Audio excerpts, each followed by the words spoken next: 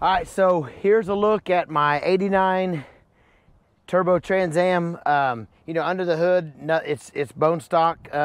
It could use a little cleaning up, you know, like the turbo cover.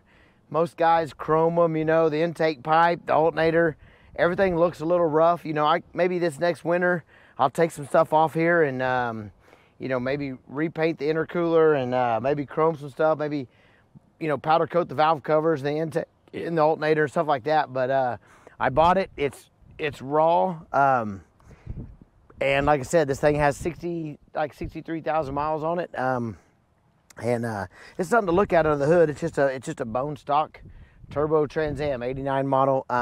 But like I said, they only made like 1,550 of them, something like that. So they're very hard to find. My buddy JRod knew I was looking for one. Richard Burns had one, and his is amazing. His is the best looking one I've ever seen.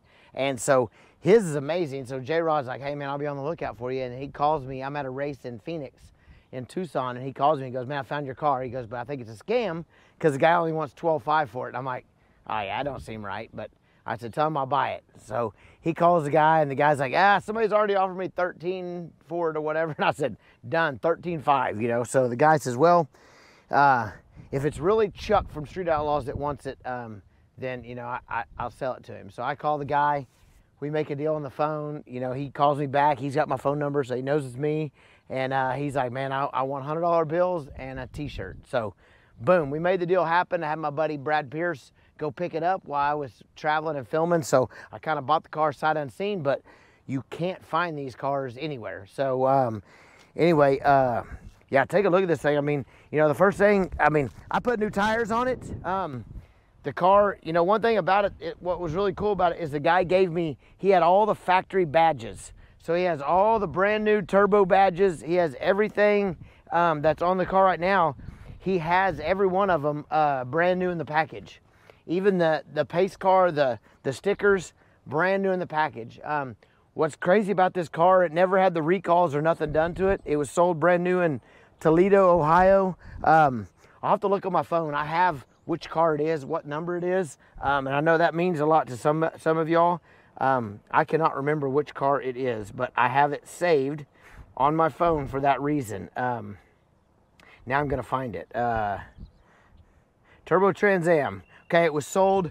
This is car number 1017, sold in Toledo, Ohio. So that's where this car was sold new, and this is car 1017 if anybody wants to know that. I looked on the registry. The VIN is on there, but the car number is not on there. So it is on the Turbo Trans Am registry, but this is 1017. If any of y'all want to know that. But yeah, all these badges, what's cool is I have all these brand new in the package, don't know what they're worth. Another thing too on this car, it had never been in for the recall, so all these cars have glass T-tops. Not this one. This one has lexan. Yes, they're cracked, but they're lexan T-tops that came factory from, you know, from General Motors, and this one just never had the recall. So those were all supposed to be crushed, and they gave you glass T-tops. So the car's got some cool stuff. Anyway, other than that, like, it's a pretty straight car. It's got a little hickey on the front bumper up there. It has a ding. I don't know, you know, something right here. I'll probably get the paintless dent guy. It's got a little ding right there. Like I said, it does have lexan T-tops, and they are cracked, but you know, man, I'm not going to change them. I think it's cool. It gives it some character. Other than that, the car is pretty much flawless. I mean, it's pretty flawless. The one thing the guy did, somebody had put an aftermarket radio in it. And you know, on these Trans Am, all the controls are with the steering wheel. So he did give me the factory radio. Something's wrong with it. I need to send it into somewhere. I need to find somewhere that works on those radios. Send them in, have that factory radio fixed so I can have it put back in the car, because I think that needs to be back in the car. One of my first hot rod, so when I was 16, you know, I thought I was going to get all these Chevelles from my dad, and it turns out, yeah, I didn't get shit.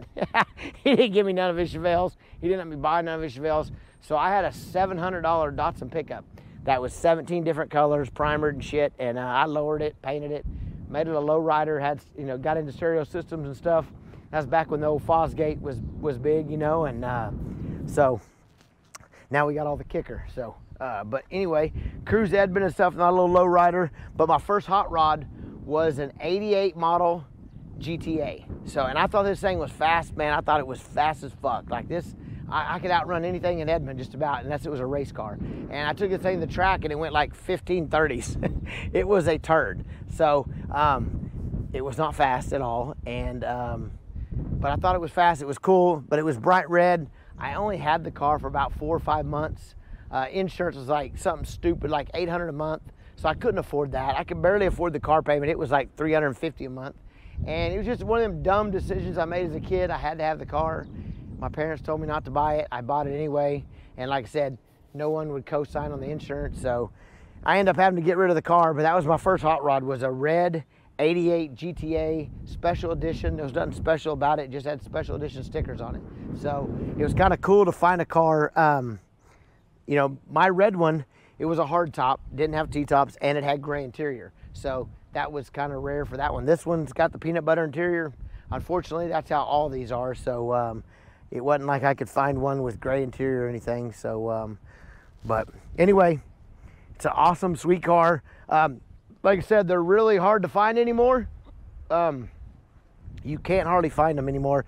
Sean Murdanova found one. He saw mine. He had to have one, so he got one. I don't know what he paid for it, but like I said, I guarantee it, no one has bought one as clean as this one for, you know, $13,500 or $14,000, whatever I gave for it. So, you know, I've got less than 15 grand in this car, going and getting it and everything, and it is, I love it. So, anyway, let's go cruising around a little bit. I wish this thing had somebody, like I said, somebody put the aftermarket radio in here.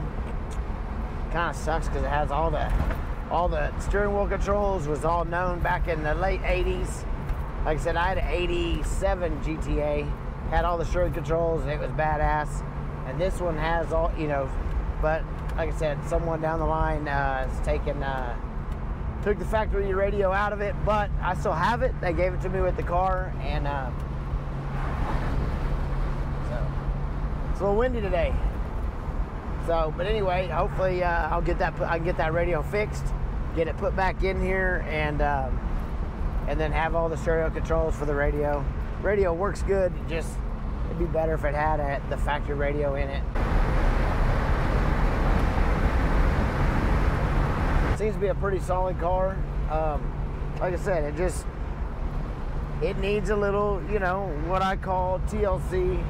You know, the seats are a little dry rotted stuff, but I mean, this car, I know when I bought it, it had been sitting outside for like 10 or 15 years. The guy just hasn't drove it or nothing, so he actually put a battery on it. They started it, drove it up on my trailer, and I had a buddy of mine, William, Grand National guy here in the city. He put injectors in it for me. They got spark box, or there's a cool pack. We did the mass air meter was dirty. Anyway, he did his little stuff, did all that stuff. And like I said, the car runs great since he did a little bit of work. So it's, I haven't got to put a bunch of miles on the car. Like I said, it's got 63,000 on it. You know, I've probably put 500 or 600 miles on it since I bought it. So I haven't put a bunch of miles on it. Just picked it up from Chris at Performance Detailing. He just detailed the thing for me. So the car is actually really clean, really nice. And so I'm gonna park it in the shop, put a cover on it, and but like I said, I need to do a few things, maybe in between races, in between filming. I can get the AC fixed on it. I'll probably need to take it up over to McKee Auto or Mustang Alignment, get one of them to figure out what's wrong with the AC. And my Grand National the same way. My Grand National, the AC don't work on it either. I'm gonna cruise out here to my spot today. I used to go out here and take pictures of all my cars.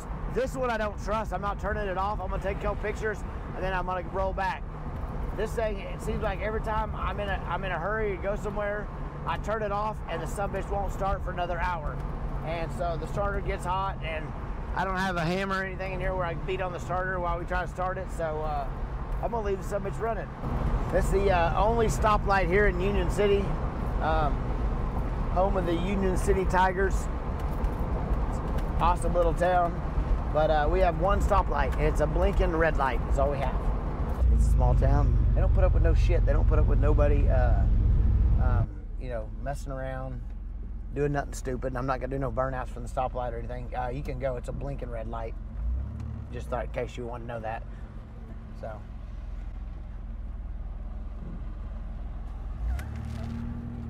So yeah, we got one of the finest over here on the right. Great dudes, man. Like I said, small town. They just kind of keep everybody at peace. And here's one of the best places. If you're ever through Union City, Dairy Mart. That is one of the best places to eat. I actually stopped there yesterday when I was in the red truck, grabbed me a burger. They got some badass ice cream.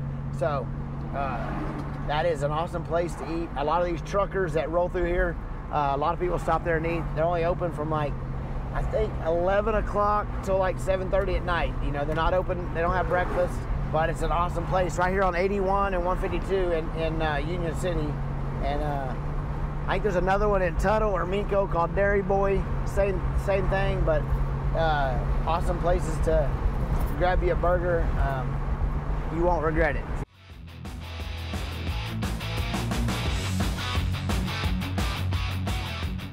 This car is a highway car. This car, I could drive this car all day, every day down the highway and just cruise like 100 to 130.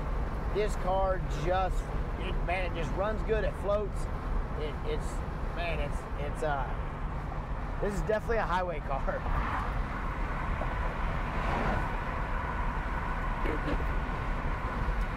South Canadian River, we would ride our razors, four-wheelers, all kinds of stuff down there. When the river's low, we can go up and down the river quite a ways. The Brahms plant over here, I like Brahms, I like their hamburgers, ice cream, but Brahms over here and good family. They got, I don't know if they're all, I know they're all in Oklahoma. I don't know if they're in Texas. I don't know if they're in Kansas. I don't know how many states they are. They're all over Oklahoma, but if you're ever through Oklahoma, stop at Brahms. Great place to eat, great burgers, great family tradition. They're from Tuttle, Oklahoma. We're coming into Minco right now. Fixed to head to Coger and check out. I haven't been to my gas station in a long time, so I'm curious to see. I'm sure it's still there. We'll ride here to Coger and check out this gas station. Make a little boost. That's only about 12 pounds.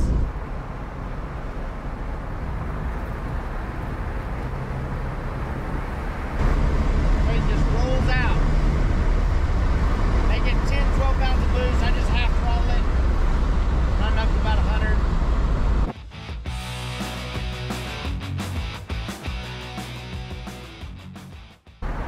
If I was in my truck, we could go drive to the bottom of one of those windmills. I'll show you how big they are. These things are massive, but I'm in my cleaned up Trans Am, so I'm really not gonna drive.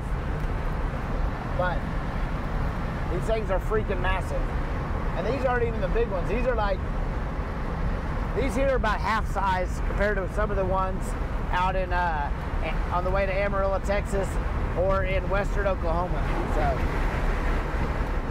this is Coger. They filmed a lot of stuff here. Rain Man was filmed here.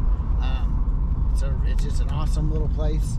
I like to come out here and take some pictures and stuff of my cars, and I'm gonna pull up here and take a couple pictures just because it's cool.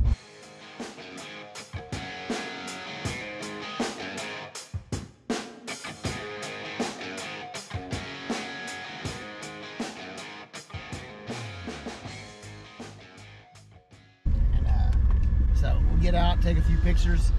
Gas pumps are still here, and I'll take a couple pictures, but kind of snoop around the place. But I'm not gonna turn this off because this thing doesn't like to start. So let's get out and check it out. Other than, are you serious? You can see that manually. Climb out like, you gotta manually do it, yeah. Like the Dukes of Because it's still running.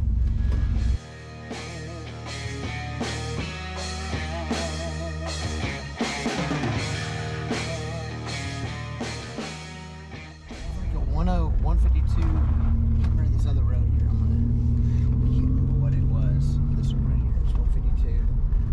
I gotta drive up there. Okay, it's 37. Okay, so this is a cool turnoff right here. So that's what it is. 37 west. But this thing is, it's a really cool. This is a cool road to take. Okay, to go to Hinton. Like you can go that way and go to Hinton, you go to Binger and then go straight north. This is a way cooler way to go. I'm just gonna go up here and turn around, but man, this thing is windy all through the mountains and stuff. Even though I wouldn't call them mountain, I'd call them hills, but it's a very cool place to go this way. So, especially on motorcycles. I haven't rode my Harley out here, but I've driven a few cars out this way, and it's a cool road to just drive on. Most Oklahoma's flat. This is all up and down and turns, and so it's just a really cool road. So, and it's gonna go straight for 700 miles. So I'm gonna drive up here just a little ways before I turn around, but it goes all through the windmills and stuff.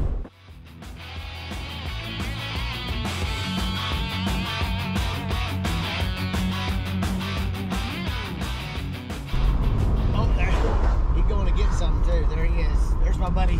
Actually, I should have burned out in front of me. Anyway, my buddy Murdanova lives here, just right here on the edge of Mexico. So I'm gonna do a burnout in front of his house. What's this? I know that's him, so I'm gonna do a burnout anyway.